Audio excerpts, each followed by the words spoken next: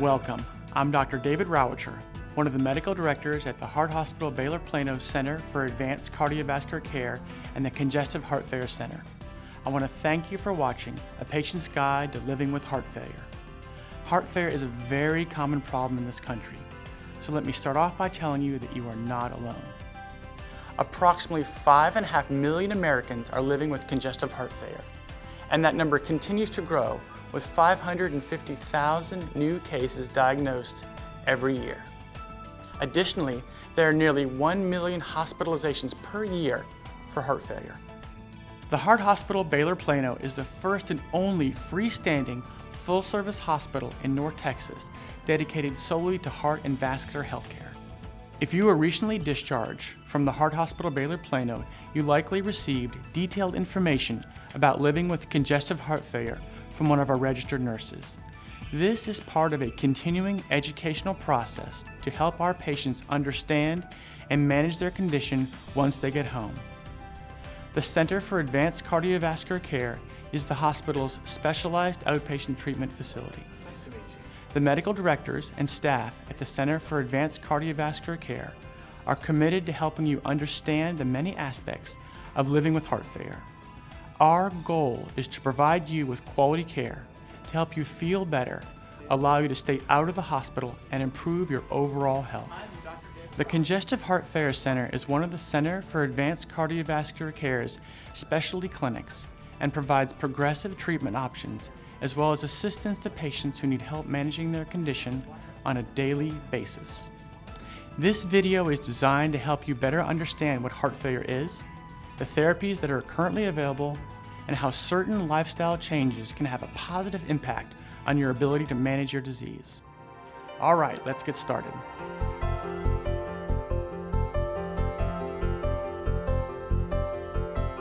The Congestive Heart Failure Center offers patients everything they need in one location, from evaluation and treatment to imaging and lab services. Our medical team will work with you to develop a care plan that's designed to fit your unique needs. We also stay in close contact with your referring cardiologist and primary care physician to determine an effective course of treatment and provide seamless communication and care. But thank you so much. We understand that living with congestive heart failure can be challenging for you and the people you care about. But with education, emotional support, and advanced therapies, you can feel better and live a healthier life. To help this happen, we offer compassionate and personalized care by a medical team specifically trained in heart failure management. During your first visit, you will see a physician on the medical staff at the center to review your history and establish a plan of action. In subsequent visits, the nurse practitioner will be your point person, providing individualized care, comfort, and education. During your initial appointment, any blood work that is needed will be ordered, and typically patients receive their results during the same visit. The heart failure nurse practitioner and nursing staff are on call for the clinic and can be reached for urgent issues even when the clinic is not open. A healthy nutritional plan is crucial for managing congestive heart failure. And I'm here today to try to help see if we can reduce sodium in your diet. That's why we will have you meet with a registered dietitian experienced in heart failure care during one of your first visits. Therapeutic counseling for improved nutrition and sodium control is offered to you and your family members or caregivers. This will help the people involved in your life understand your unique dietary needs. Patients with heart failure may have other medical conditions that the dietitian can address at the same time. So if needed, the dietitian can assist with weight control, nutritional supplements, and management of other disease processes such as diabetes. One of the tools you receive to help you stay on track with your care plan is my Heart Health Guide. The guide contains a section for your medical history, a place to list your medications and when to take them, a heart failure action plan plus an appointment tracker, a place to take notes on information given to you during your appointments, and a page for logging imaging and lab results. The guide also provides a sodium and fluid tracker as well as a chart for exercise activity. This in-depth guide, along with counseling from the registered dietitian, offers you the tools you need to take charge of improving your health so you can feel better. Wellness means more than just physically feeling better. The Heart Hospital Baylor Plano provides social workers, trained in heart failure care to help you and your loved ones navigate any emotional, organizational, or financial problems that may arise. Our social workers assist the patients with finding the right resources for medications, health benefits, and medical equipment. If you, your cardiologist, or nurse practitioner feels a social worker is needed during your treatment, an appointment will be arranged for you. The Center for Advanced Cardiovascular Care is a unique healthcare resource. Board-certified cardiologists, cardiac surgeons, and vascular surgeons work closely together to treat all stages of heart failure. I'm pretty cautious of the sodium, and I say let's slack off a little bit more. We want you to feel as comfortable as possible, and we're here to answer any questions you have about your evaluation and treatment plan. Establishing the optimum treatment plan for heart failure starts with your medical history and symptoms, but requires much more. All right, sir, go ahead and bring your arms above your head. High-resolution imaging provides detailed information when determining heart failure classifications and stages, as well as the overall condition of your heart. Breathe in and hold your breath. Highly trained cardiologists, radiologists, and technologists provide and interpret your images and x-rays using advanced equipment that gives us a comprehensive portrayal of your cardiac health.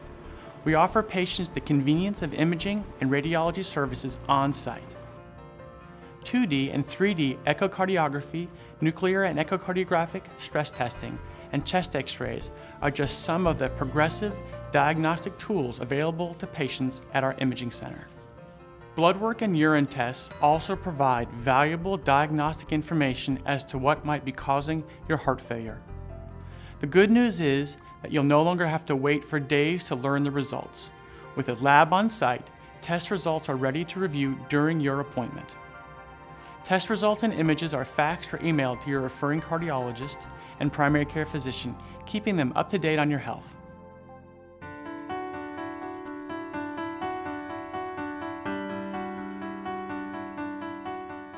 When people hear that they have heart failure, they often have an incomplete understanding about what that means. Heart failure basically means the heart isn't pumping like it should. It's really a clinical syndrome that describes a group of symptoms. You may also hear it referred to as congestive heart failure, or the abbreviation CHF. It's typical for heart failure patients to experience more than one symptom, but the most common symptom is shortness of breath. Other symptoms to watch out for are excessive fluid buildup or swelling, called edema, coughing or wheezing, fatigue, confusion or memory loss, or a consistent or rapid irregular heartbeat. Another problem that heart failure patients can experience is sleep-disordered breathing, the most common being sleep apnea. Sleep apnea is characterized by loud snoring and periods without breathing while sleeping. If you have this problem, it's very important that you seek treatment.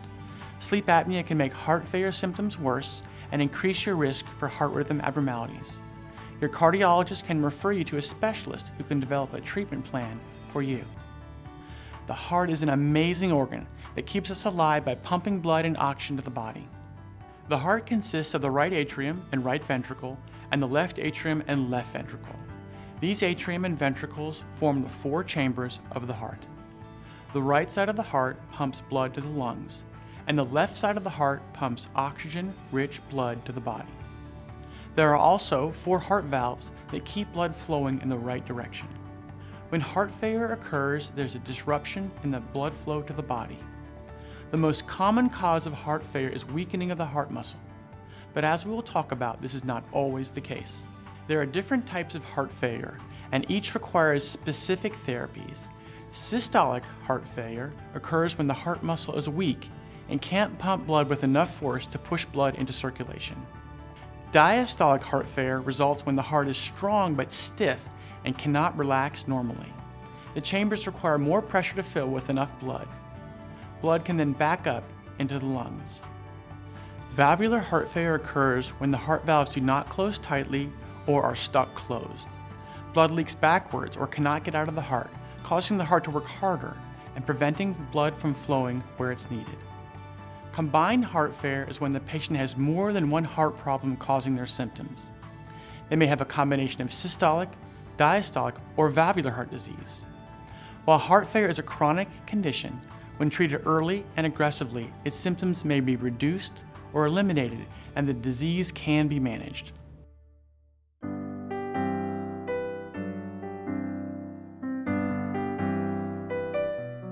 The reality of heart failure is that there are natural ebbs and flows to this condition. Even when you do everything right, you may begin having symptoms again. Managing your heart failure requires a partnership with your cardiologist and medical team to make sure that it is treated quickly and early. So what can you do as a patient to manage your disease? Understand that fluid is the unifying factor in congestive heart failure.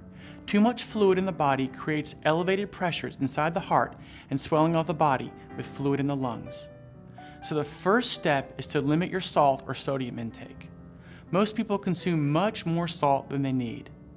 For heart failure patients, too much sodium can cause fluid retention and make breathing more difficult. The American Heart Association recommends less than 1,500 milligrams of sodium a day. That's a little over a half a teaspoon, not a lot.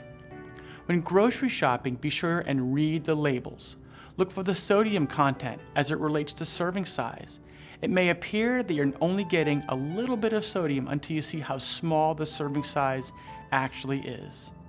Some foods that you might not suspect that are high in sodium are canned soups, bouillon, frozen meals and packaged meats, cheese, cereals, and bread, just to name a few. Foods typically low in sodium are fresh vegetables, fruits, and fresh fish, meat, or poultry. Eggs, rice, and pasta are naturally low in sodium if you don't add salt or sauces. Many food companies offer lower sodium and no sodium products, so look for these when you are grocery shopping. Weigh yourself daily. One of the early signs that you are starting to have too much fluid in your body is your weight is going up.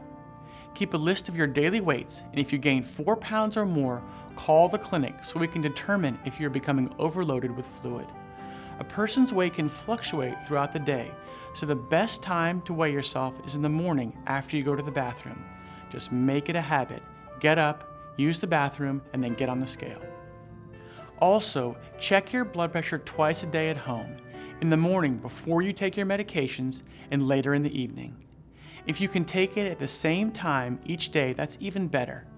When you take your blood pressure, write down your numbers in your My Heart Health Guide. Bring your blood pressure readings with you when you come to the center. By tracking your daily readings, we can see if your medications are working or need adjustment. Remember, heart failure patients will often have low blood pressures, even in the mid-90s over mid-60s. These lower readings are usually okay as long as you feel well. Lower pressure means there's less work for your heart to do. Now, let's talk about exercise. Even a small amount of exercise a day may improve circulation and help the body use oxygen better. It can also help keep your blood pressure well controlled and increase your energy level. Talk to me or one of the nurse practitioners about the proper amount of exercise for you. One of the most important steps in managing heart failure is to take your medications as prescribed. Medication adherence helps lower the risk of readmission to the hospital, decreases symptoms, and can improve your overall health. Sometimes you may feel a little worse when you begin taking your medications, but be patient while your body adjusts and let us know if you experience any prolonged side effects. If it's determined that you cannot tolerate certain drugs, and that happens sometimes, a different drug may be prescribed. The key is finding the right medication that works for you.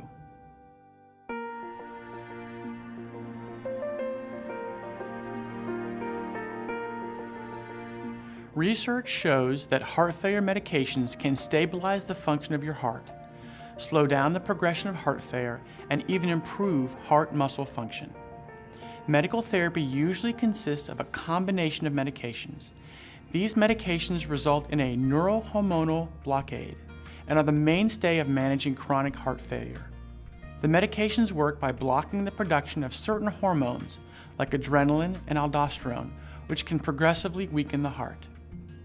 Heart failure causes the body to increase production of these hormones. Initially, adrenaline, renin, angiotensin, and aldosterone help compensate for heart problems because they make the heart beat faster and more forcefully. But they eventually damage the heart, don't allow it to heal, and cause the heart muscle cells to die. The medications that treat these conditions block these hormones and work very well. They are angiotensin converting enzyme or ACE inhibitors, angiotensin receptor blockers, beta blockers, and aldosterone inhibitors. Because these medications can lower blood pressure, we generally start with a very low dose and gradually increase the dose to meet target levels for each medication. This means that it is normal for your medications to be changed at each visit. One of the oldest medications used to treat congestive heart failure is digoxin, also known as digitalis. This drug is used for a select group of patients and is sometimes prescribed when other therapies aren't effective anymore. Diuretics, sometimes called water pills, are almost always prescribed for heart failure patients and are very effective for removing excess fluid from the body. They help relieve the pressure on the heart and lungs by eliminating fluid through urination. If you're taking a diuretic, you'll need to have your potassium level monitored because these drugs also pull potassium out of your body as well as fluid. If you feel that you're having a buildup of fluid in your body causing weight gain, shortness of breath, or swelling, call the clinic. We often will have you take extra doses of your diuretic to get rid of the extra fluid.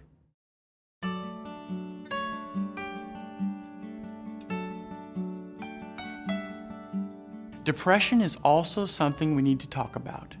Living with heart failure, like any chronic disease, can cause depression.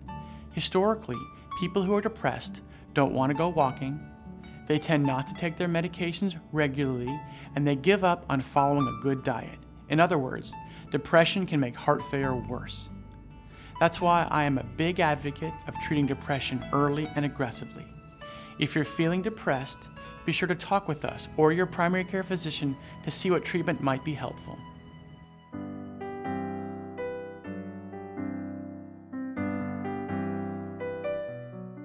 We have more than just medications to treat heart failure. Sometimes we can help strengthen the heart with a treatment called cardiac resynchronization therapy, abbreviated CRT. CRT requires a special pacemaker that coordinates the beating of the right and left ventricles by pacing them simultaneously. This is also called biventricular pacing. When the pacing of the ventricles is coordinated, the heart works more efficiently. The pacemaker is a small metal device that's placed under the skin in the chest or abdomen. It has a computerized generator powered by a battery and wires with sensors. The wires are threaded through a vein to the correct position inside the heart. Pacemakers vary in size depending on features, but as you can see, they're generally not very big, about the size of a silver dollar but twice as thick. There are times when a weakened heart no longer responds to medical therapy and pacemakers. For these cases, there is an advanced heart failure therapy available, an implantable heart pump called a left ventricular assist device, also known as an LVAD. The newest mechanical heart pumps are one of the treatment options available through this clinic. These devices are small, quiet, and can last for more than 7 years. They can improve the quality of life for patients with severe heart failure symptoms. Now here's more detailed information for you about the LVAD.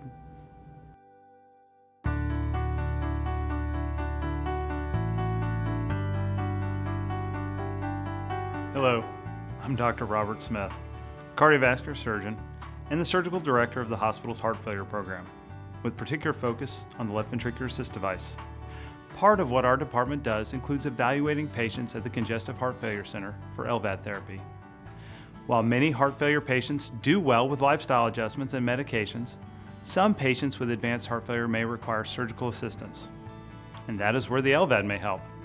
This small titanium pump pushes blood from the left lower chamber of the heart to the body. An LVAD is not an artificial heart.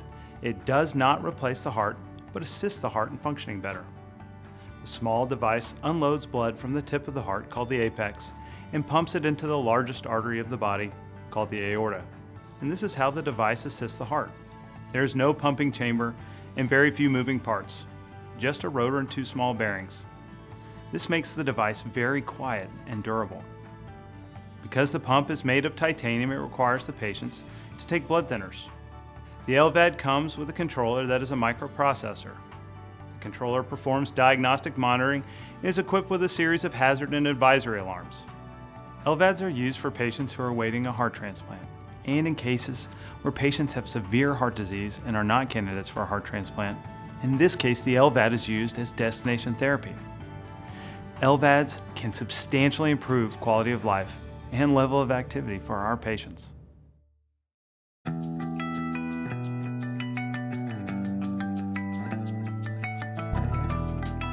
Patients with heart failure from weakened hearts are at risk for a dangerously abnormal and potentially fatal heart rhythm called ventricular tachycardia and ventricular fibrillation.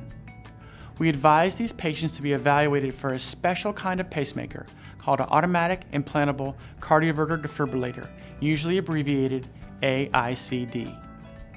The AICD monitors the heart rhythm and automatically delivers an electrical discharge or shock to bring the heart back into rhythm when the heart develops these dangerous arrhythmias. The AICD generator is a little bigger than a standard pacemaker and about the size of a deck of cards. It's also positioned under the collarbone. These types of defibrillators have saved many lives.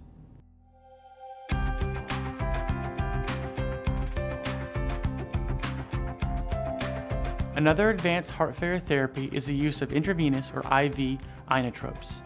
These medications are used to increase the strength of the heart muscle. They are usually administered while patients are in the hospital, but under certain circumstances, these medications can be given by a continuous infusion at home. Eventually, patients' bodies become less responsive to them, so they are not typically given long-term. However, they can be very helpful when a patient is waiting for a heart transplant or when other therapies stop working. Another advanced treatment option is heart transplant surgery. Heart transplant recovery and longevity time have improved dramatically since it first became an option for patients in the late 1960s. The patient's damaged heart is removed and replaced by a healthy donor heart.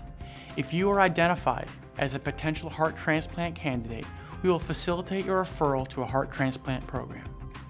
When needed, heart transplant is an excellent form of therapy and can give a patient a chance for a better life.